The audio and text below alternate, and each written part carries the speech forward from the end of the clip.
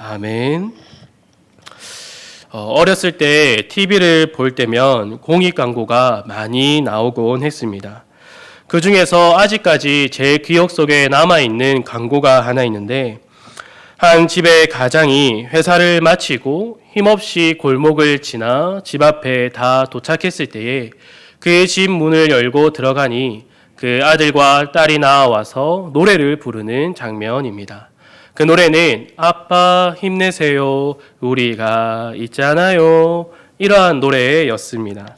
그러한 노래를 듣고 나서 아빠가 힘을 얻는 모습을 그린 광고가 지금까지도 생각납니다. 아마 그때 경제 상황이 좋지 않기 때문에 이러한 광고를 자주 했지 않나 싶습니다. 이 광고와 노래가 생각날 때마다 모든 사람은 이 세상을 살아가는 것을 힘들어 하는구나. 그리고 타인에게서 세상을 살아갈 힘을 얻고자 하는 것이 이 유한한 사람이다라는 것을 생각하게 됩니다.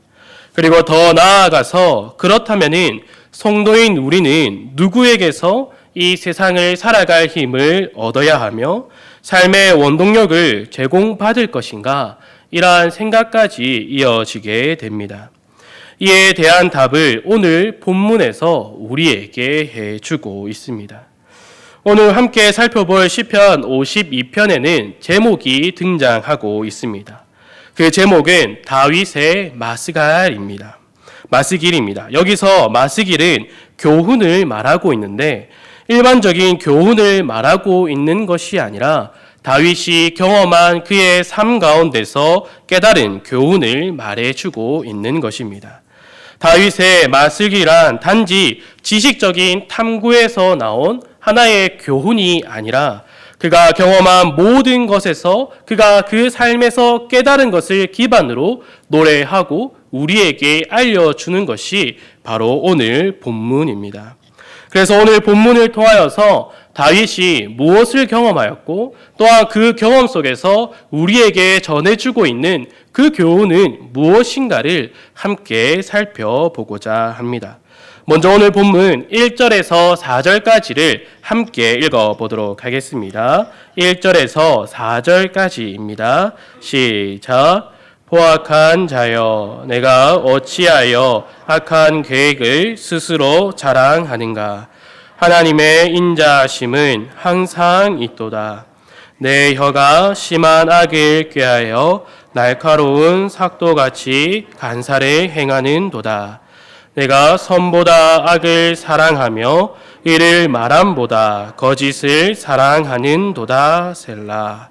간사한 혀여, 너는 남을 해치는 모든 말을 좋아하는도다. 아멘. 다윗이 상대방을 향하여서 포악한 자여라고 말하고 있습니다. 여기서 포악한 자는 누구인가? 이 시편 52편 제목에서 나오듯이 다윗이 말하는 포악한 자는 바로 에돔인 도액입니다. 도액이 어떠한 일을 했기 때문에 지금 다윗이 그를 향하여서 포악한 자여라고 말하는 것입니까? 다윗이 사울 왕을 피하여서 높 땅으로 향했습니다. 그곳에는 아히멜렉 제사장이 있었지요. 그는 다윗이 사울 왕에 쫓기고 있다라는 것을 알지 못했습니다. 다윗도 아히멜렉 제사장에게 왕의 명령으로 왔고 왕이 그 명령을 할 때에 그 누구에도 어떠한 명령인지 알려주지 말 것을 말하였다라고 말하면서 그에게 먹을 것과 무기를 구하였습니다. 이에 아히멜렉 제사장은 그에게 떡과 그리고 다윗이 죽였던 골리앗의 칼을 그에게 주었습니다. 이를 사울의 목자장인 이 도액이 사울 왕에게 알리게 됩니다. 이 사울 왕은 아히멜렉 제사장과 노베 제사장들을 불러들였고 자신의 호위병에게 그들을 죽이라라고 명령했습니다. 하지만 그 호위병들은 그 제사장들을 죽이지 못했습니다. 이에 사울 왕은 도액에게 그 모든 제사장을 죽일 것을 명령했습니다. 도액은 사울 왕의 명령에 따라서 아히멜렉 제사장과 또 노베 제사장들을 죽였습니다. 그들만 죽인 것이 아니라 그들의 가족들, 소와 나귀와 또 양 모든 것을 죽였습니다. 이 일로 도액은 사울 왕의 아주 충실한 신하가 되었다라고 말해주고 있습니다. 그리고 그는 사울 왕이 준 그 부를 누리며 살아갔다라는 거지요. 부를 누리게 된 도액은 아마 자신이 행한 일들을 자랑했을 겁니다. 그래서 다윗이 오늘 본문에 포악한 자여 내가 어찌하여 악한 계획을 스스로 자랑하는가라고 말하고 있는 것이죠. 우리의 생각으로는 악을 꾀하고 또 악을 사랑하고 거짓을 사랑하는 자는 잘 살아가면 안 된다라고 생각을 하지만 현실은 어떻습니까? 그 악한 자들이 더 잘 살아가는 모습을 보여줍니다. 이와 반대인 다윗은 쫓기는 신세이고 그의 주위에는 온전한 사람들이 모이는 것이 아니라 환난을 당한 자, 빚진 자, 그리고 원통한 자들이 모이기 시작했습니다. 처음에는 400명이 모였지만 그 뒤에는 더 많은 사람들이 그 주위에 모여들었습니다. 그리고 다윗을 고발한 도액이 누리는 부를 보고 다른 사람들도 이 다윗을 사울 왕에게 고발하고자 하였습니다. 이러한 상황 속에 있으니 다윗의 마음이 어떻게 했습니까? 모든 것을 다 포기하고 싶은 심정이 아니었겠습니까? 다윗이 이러한 상황 속에서 깨달은 것은 바로 하나님의 인자하심입니다. 인자하심의 뜻은 하나님께서 자신의 백성을 불쌍히 여기며 사랑한다라는 뜻을 가지고 있습니다. 하나님께서는 다윗의 기도를 들으시고 응답하여 주셨습니다. 사울이 매일 다윗을 쫓았지만 하나님께서는 그를 보호하시고 다윗을 사울의 손에 넘기지 않았습니다. 언제나 그와 동행하며 그의 기도를 들으시고 그에게 늘 말씀으로 말씀하여 주셨습니다. 그리고 다윗에게 힘을 주시는데 어떠한 힘을 주셨습니까? 주위의 사람들을 의지하는 것이 아니라 오직 하나님만을 의지할 수 있는 힘을 더하여 주십니다. 사무엘상 23장 16절을 보면은 다윗과 요나단이 만나는 모습을 보여주고 있습니다. 여기서 다윗이 요나단을 의지하지 않습니다. 그리고 요나단이 그 다윗을 위로하면서 자신을 의지하라고 말하지 않습니다. 어떠한 것을 말하고 있습니까? 그에게 더욱 힘있게 하나님을 의지할 것을 말하고 있습니다. 다윗은 이 요나단을 통하여서 오직 하나님만을 의지해야 한다라는 것을 더욱더 생각하고 또한 깨달으며 살아갔다라는 것입니다. 다윗이 하나님의 인자하심을 깨닫게 되었고 또한 이를 인하여서 하나님의 백성을 괴롭히는 이 패악한 자는 반드시 심판받을 것이다 라는 것을 오늘 본문에서 고백하고 있습니다. 오늘 본문 5절을 한번 다 같이 읽어보도록 하겠습니다. 5절입니다. 시작. 그런즉 하나님이 영원히 너를 멸하시며 너를 붙잡아 내 장막에서 뽑아내며 살아있는 땅에서 내 뿌리를 빼시리로다. 셀라. 아멘. 여기서 표현되고 있는 멸하다, 뽑아내다, 뿌리를 빼다 똑같은 말을 다른 표현으로 말하면서 패악한 자에게 있을 분명한 하나님의 심판을 말해주고 있습니다. 그리고 그 심판이 두려운 것임을 우리에게 또 말해주고 있습니다. 패악한 자를 향한 하나님의 심판이 얼마나 무서운지 이것을 고백하고 이것을 외치고 있는 다윗이 그 모습을 보고 두렵다라고 이어서 말하고 있습니다.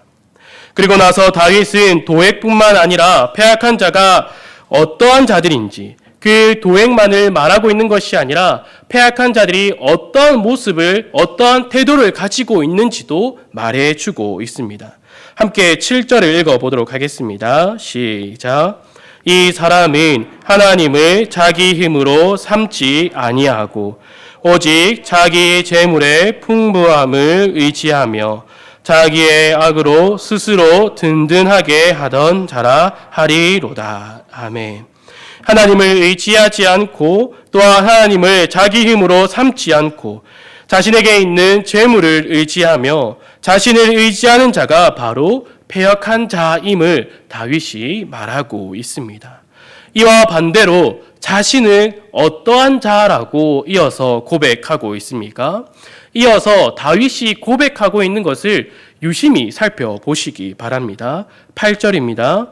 그러나 나는 하나님의 집에 있는 푸른 감람나무 같으며 하나님의 인자하심을 영원히 의지하리로다. 아멘. 그가 고백하는 것이 나는 패역한 자와 다르게 하나님만 의지하는 자이다라고 곧바로 고백하지 않습니다. 내가 하나님을 의지하는데 그 이유가 무엇이다라는 것을 먼저 고백하고 있는데 그것이 무엇입니까? 그러나 나는 하나님의 집에 있는 푸른 감람나무 같으며 라는 것을 먼저 고백하고 있다라는 것입니다. 다윗이 하나님을 의지하였기 때문에 그가 하나님의 집에 심겨진 감람나무가 되었다라고 말하고 있는 것이 아닙니다.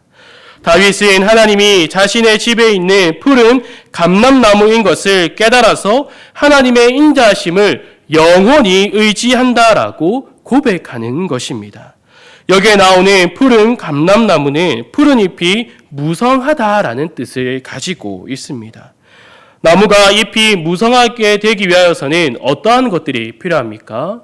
적당한 물과 적당한 영양분과 그리고 가지치기가 필요합니다. 바로 이것이 주인의 손에 의해서 이루어진다라는 거지요. 하나님의 집에 있는 푸른 감람나무라는 것은 감람나무의 소유가 하나님께 있으며 또한 감람나무를 관리하는 것은 하나님이시다라는 것을 우리에게 말해주고 있습니다. 다윗은 자신이 처한 상황들 가운데서도 자신은 하나님께 택함을 받았고 하나님께 보호를 받고 있으며 하나님의 사랑을 받고 있는 자임을 깨닫게 되었습니다. 그래서 자신이 하나님을 의지하기 이전에 이미 자신은 하나님의 집에 심겨진 푸른 감람나무이다라는 것을 고백한다라는 것입니다.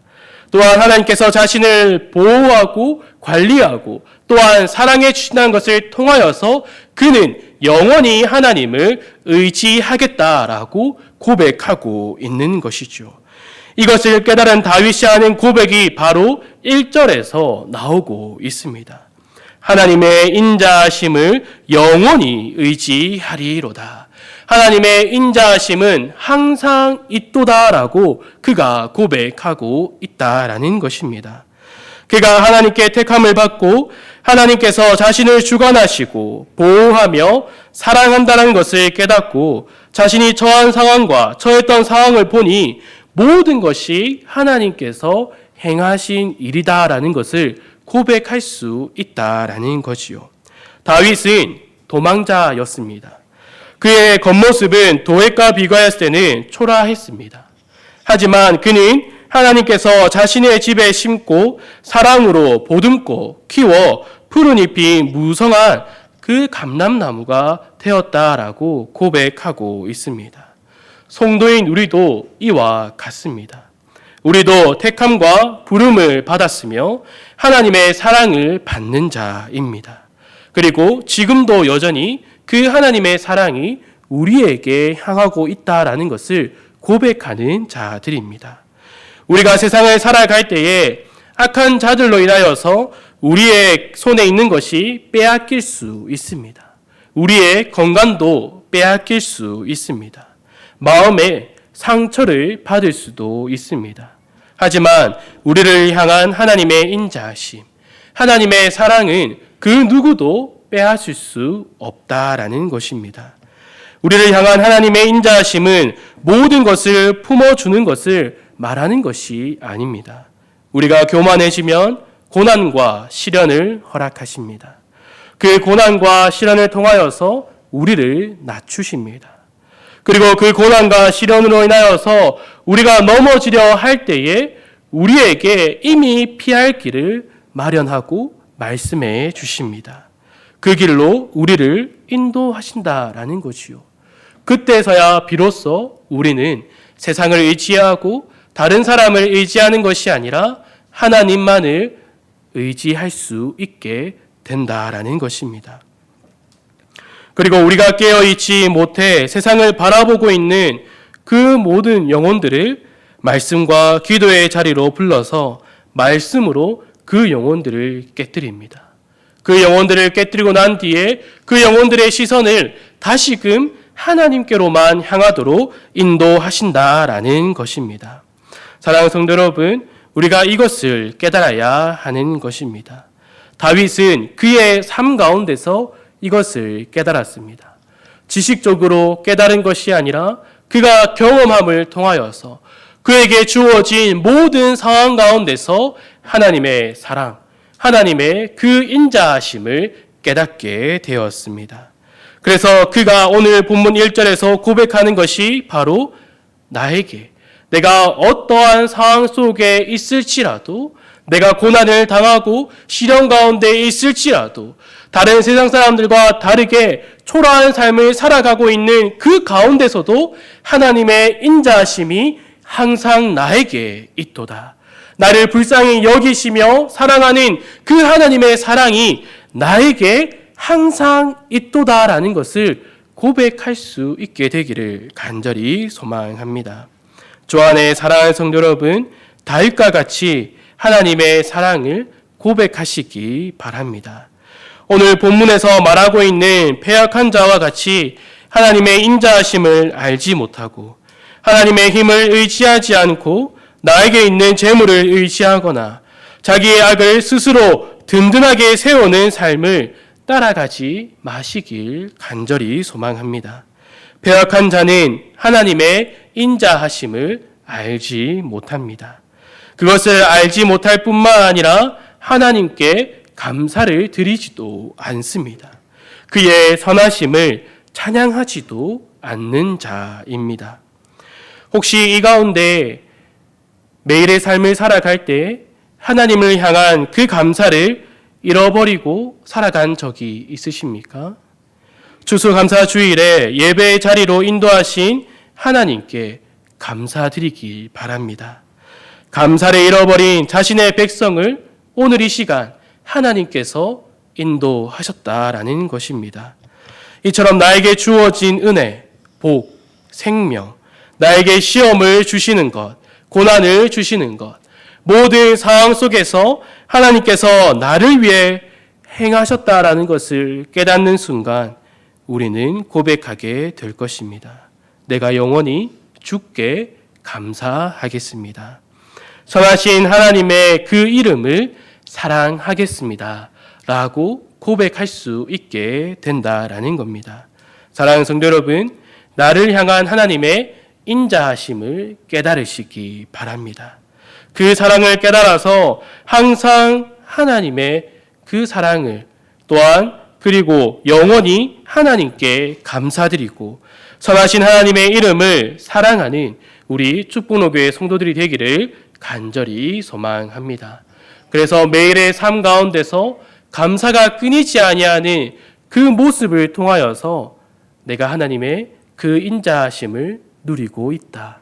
내가 하나님의 사랑 안에 거하면서 내가 하나님의 보호하심과 하나님의 인도하심을 받고 무럭무럭 자라가는 하나님 집에 거하는 하나님의 집에 심겨진 푸른 감람나무이다라는 것을 고백하는 삶에서 이것을 고백하는 우리 축복노교회 성도들이 되기를 간절히 소망합니다. 기도하도록 하겠습니다. 아버지 하나님 감사합니다. 우리가 언제나 하나님의 인자하심을 누리고 또한 그것을 깨달아서 더욱더 하나님의 이름과 그 사랑을 찬양할 수 있도록 붙들어 주시옵소서. 하나님께서 베풀어 주시는 은혜와 복과 생명과 고난과 시련과 시험을 통하여서 더욱더 항상 영원히 주께 감사하는 삶을 살아갈 수 있도록 붙들어 주시옵소서. 날마다 감사하는 삶을 살아가는 주의 백성이 되게 하여 주시고 하나님께 감사를 드림을 통하여서 나에게 주어진 그 하나님의 사랑을 매일매일 경험하고 고백하며 살아갈 수 있도록 우리의 삶을 붙들어 주시옵소서. 이 모든 것 예수님의 이름으로 기도드립니다. 아멘.